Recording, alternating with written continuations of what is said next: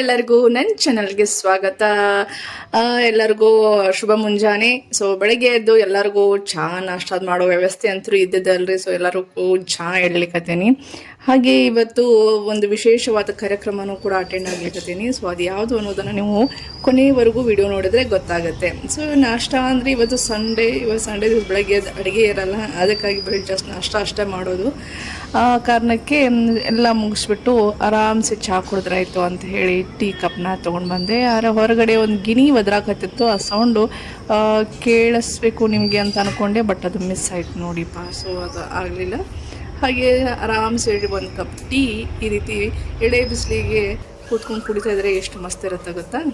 ಹಾಗೆ ಸಂಡೇ ಎಲ್ಲ ಸ್ವಲ್ಪ ಎಲ್ಲ ಕಿಟಕಿ ಎಲ್ಲ ಕ್ಲೀನ್ ಮಾಡ್ಕೋತಿತ್ತು. ಅಷ್ಟು ಕಿಟಕಿಗಳನ್ನ ಸ್ಪ್ರೇ ಹೊಡೆದು ನೀಟಾಗಿ ಕ್ಲೀನ್ ಮಾಡಿಕೊಂಡೆ. ಡೈಲಿ ಹಾಗೆ ಅಂದರೆ ವಾರಕ್ಕೊಮ್ಮೆ ಅಂತೂ ಕಿಟಕಿಗಳನ್ನ ಕ್ಲೀನ್ ಮಾಡ್ಕೊಂಡಿರ್ತೀನಿ. ಹಾಗೆ ಟೇಬಲ್ಸ್ ಎಲ್ಲ ಆದರೂ ಡೈಲಿ ಹಾಗೆ ಒರೆಸಿರ್ತೀನಿ ನಾನು, ಬಟ್ ಸ್ಪ್ರೇ ಅದು ಹಾಕಿ ಒರೆಸಿರೋದಲ್ಲ ಅಷ್ಟೇ. 1 hour ಬಿಲ್ಲು ಒರೆಸ್ಕೊಂಡ್ಬಿಟ್ಟಿರ್ತೀನಿ. ಸೊ ಇವತ್ತು ಅದನ್ನು ಟಿ ವಿನೇ ಎಲ್ಲ ನೀಟಾಗಿ ಕ್ಲೀನ್ ಮಾಡ್ರಾಯ್ತು ಅಂಥೇಳಿ ಸ್ಪ್ರೇನ ಅದು ವಾರಕ್ಕೊಮ್ಮೆ ಅಷ್ಟು ಹಾಕಿರ್ತೀನಿ ರೀ. ಮತ್ತು ದಿನ ಹಾಕೋದಿಲ್ಲ ರೀ, ಯಾಕಂದ್ರೆ ದಿನ ಹಾಕಿರೇನಕ್ಕಂತಂದ್ರೆ ಅದು ಒಂಥರ ಸ್ಕ್ರ್ಯಾಚು ಒಂಥರ ಬೀಳುತ್ತೆ, ಆ ಥರ ಬರ್ತದೆ ರೀ. ಹೀಗಾಗಿ ಗೆರಿ ಮೂಡಿದಂಗೆ ಅನಿಸುತ್ತೆ. ಹೀಗಾಗಿ ಅದನ್ನು ಡೈಲಿ ಸ್ಪ್ರೇ ಮಾಡಲ್ಲ, ವಾರದಲ್ಲಿ ಒಂದಿನ ಅಷ್ಟೇ ಸ್ಪ್ರೇ ಮಾಡಿ ಒರೆಸೋದು. ಉಳಿದ ದಿನ ಅಂತೂ ಹಾಗೆ ಒರೆಸ್ತೀನಿ ರೀ ನಾನು ಅದನ್ನು.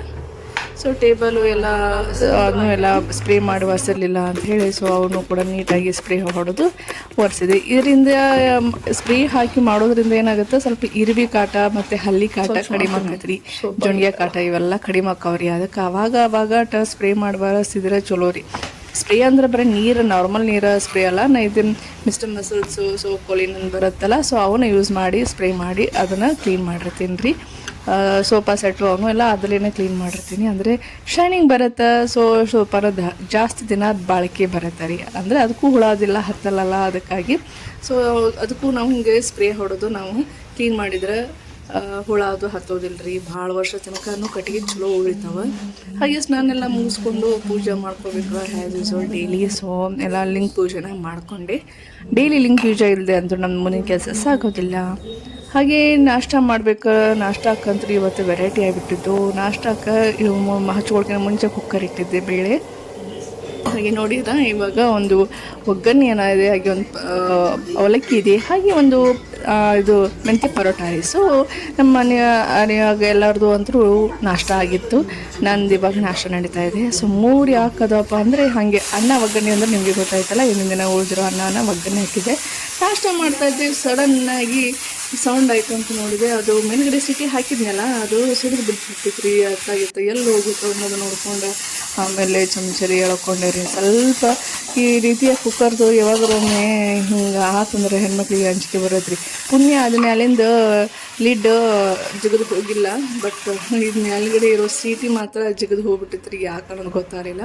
ಮಧ್ಯಾಹ್ನ ಅಡುಗೆ ಎಲ್ಲ ಮುಗಿಸ್ಕೊಂಡು ಆಮೇಲೆ ನಾನು ಶಾಪಿಗೆ ಹೊಂಟೆ. ಅಂದರೆ ಅಡುಗೆ ನಾಷ್ಟ ಎಲ್ಲ ಮುಗಿಸ್ಕೊಂಡು ಶಾಪಿಗೆ ಹೊಂಟೆ. ಸೊ ಗಾಡಿ ಒಳಗೆ ಒಂದು ಲಿಂಬೆಯನ್ನು ಇಟ್ಟಿದ್ನೇ ರೀಪ. ಸೊ ಆ ಲಿಂಬೆಯನ್ನು ಹೆಂಗದ ಅನ್ನೋದನ್ನು ನಿಮ್ಗೆ ತೋರಿಸ್ತಂತ ತಡೀರಿ. ನೋಡೋದೆಲ್ಲ ಇದಾಗ್ಬಿಟ್ಟಿತ್ತು. ಸೊ ಅದನ್ನ ಎಸೆದ್ಬಿಟ್ಟೆ.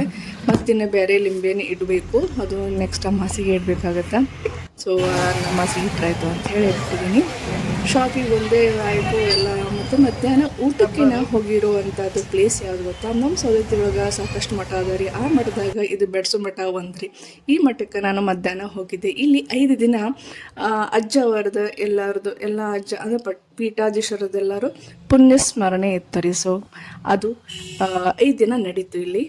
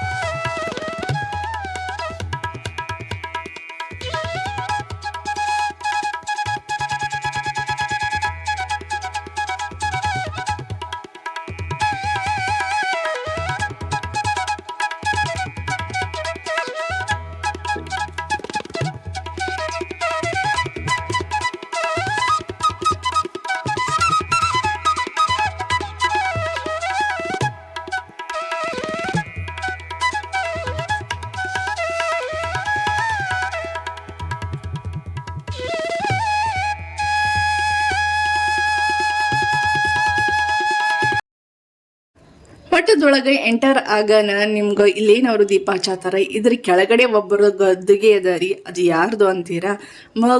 ಗುರು ಸಿದ್ದೇಶ್ವರ ಸ್ವಾಮಿಗಳ ಗದ್ದುಗೇರಿ. ಅಲ್ಲಿ ತಳಗ್ ಹೋಗ್ಬೇಕಂದ್ರ ಮೆಟ್ಲಂತ್ರು 1.5 ಫೂಟ್ ಮೆಟ್ಲ ಅದಾವ್ರಿ. ಸೊ ಮೆಟ್ಲ ಇಳಿಯೋ ಅಷ್ಟು ಗಟ್ಟಿದ್ದವ್ರು ಮಾತ್ರ ಇಲ್ಲಿ ಕೆಳಗೆ ಹೋಗಿ ದರ್ಶನ ತಗೊಳ್ಳೋ ಅಂತ ಭಾಗ್ಯ ಸಿಗ್ತೈತೆ ನೋಡ್ರಿಪ್ಪ.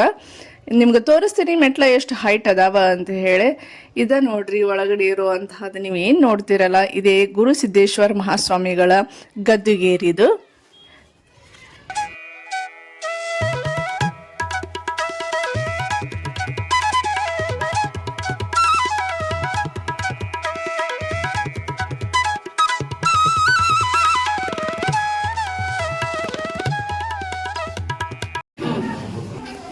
ನೋಡ್ರಿ ಎಷ್ಟು ಹೈಟ್ ಅದಾವ ಈ ಮೆಟ್ಲು ಅಂತ ಹೇಳಿ.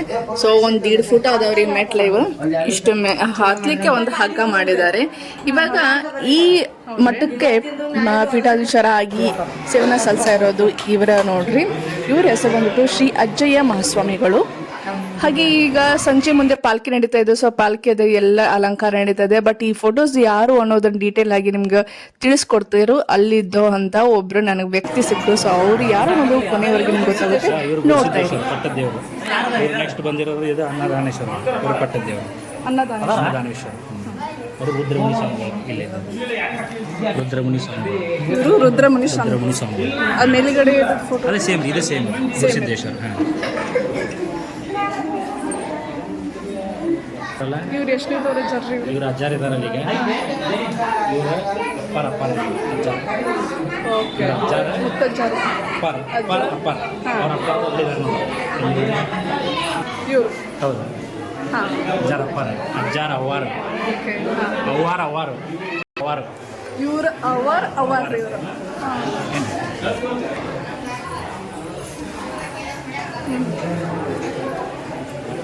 ಇವರು ಅಜ್ಜಾರ ಅನ್ನಾರು. ಇವರು ಅನ್ನಾರು, ರುದ್ರಮುನೇಶ್ವರ ಅನ್ನಾರು. ಹೌದು, ಅನ್ನದಾನೇಶ್ವರ ಅವರು ಪಟ್ಟದೇವರು.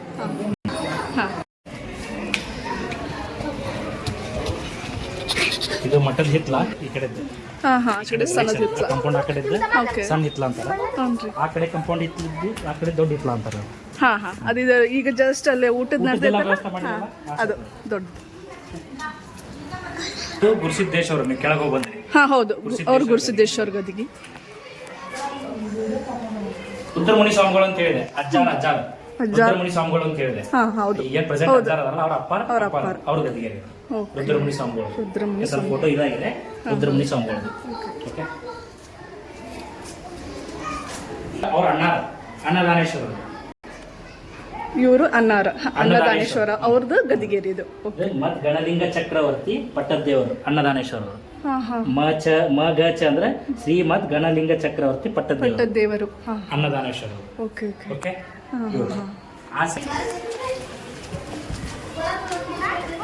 ವಿಶ್ವನಾಥ್ ಅಂತ ತಿಳ್ಕೊಂಡ್ರ ಅಂತ ಹೇಳಿದ್ರೆ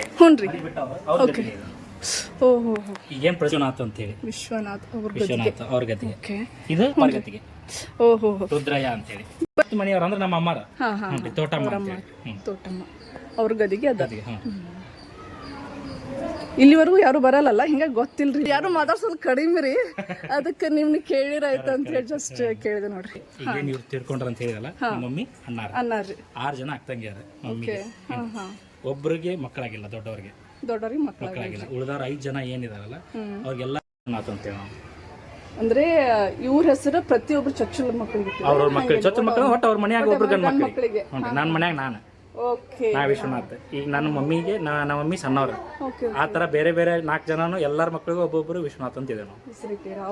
ಒಂದು ನಮ್ಮ ಮಾವರ ಸವಿ ನೆನಪಿಗಾಗಿ, ಒಂದು ಅವ್ರ ಪಟ್ಟದ ದೇವರ ಸವಿ ನೆನಪಿಗಾಗಿ ಎಲ್ಲರೂ ತಮ್ಮ ತಮ್ಮ ತಂಗಿಗಳು, ಅವ್ರ ಎಲ್ಲರಿಗೂ ತಂಗಿಗಳು ಅವಕ್ಕೆ. ಅವ್ರು ತಮ್ಮ ಮಾವ ಅಣ್ಣನ ಹೆಸರು ಅಜರಾಮರ ಅಂತ ಇಟ್ಟಾರ. ಕೇಳಿಸ್ಕೊಂಡ್ರಲ್ಲ ನೀವೇ ಎಷ್ಟೆಲ್ಲ ಇದ್ರ ಒಳಗಡೆ ಇರುವಂಥ ನಿಗೂಢ ಇದೆ ಅಂತ ಹೇಳಿ. ಹಾಗೆ ಇಲ್ಲಿ ತಲೆಮಾರದಿಂದ ಪೀಠಾಧೀಶರಾಗಿ ಈ ಮಠಕ್ಕೆ ಸೇವೆನ ಸಲ್ಲಿಸ್ತಾ ಇದ್ದಾರೆ. ಹಾಗೆ ಇಲ್ಲಿ ಇನ್ನೂ ಇದು ಅಭಿವೃದ್ಧಿ ಆಗಬೇಕು, ಆಗೋ ಹಂತದಲ್ಲಿ ಇದೆ. ಹಾಗೆ ಅಲ್ಲದೆ 5 ದಿನ ಇಲ್ಲಿ ಪ್ರವಚನ ನಡೀತದ. 5 ದಿನ ಪ್ರವಚನ ಆದಮೇಲೆ ಸಾಮೂಹಿಕವಾಗಿ ಊಟದ್ದೇ ಇರುತ್ತೆ. ಸೊ ಊಟದ ಟೈಮಿಗೆ ನಾವು ಹೋದಾಗ ನಮ್ಮ ಫ್ರೆಂಡು ಬೆಟ್ಟ ಆದರು, ಹಾಗೆ ಅವ್ರ ಫ್ಯಾಮಿಲಿ ಕೂಡ ಬೆಟ್ಟ ಆಯಿತು. ಊಟದಲ್ಲಿ ಅಂತೂ ಹೋಗಿ ಅನ್ನ ಸಾರ ರೀಪ ಏನು ಮಸ್ತ್ ಆಗಿತ್ತು ಗೊತ್ತಾ. ಎಷ್ಟಾಗಲಿ ಮಠದಲ್ಲಿ ಹಾಗೆ ದೇವಸ್ಥಾನದಲ್ಲಿ ಅನ್ನಪ್ರಸಾದ ಅನ್ನೋದೇನಿರುತ್ತಲ್ಲ ಅಮೃತಕ್ಕೆ ಸಮ ನೋಡ್ರಿಪ್ಪ.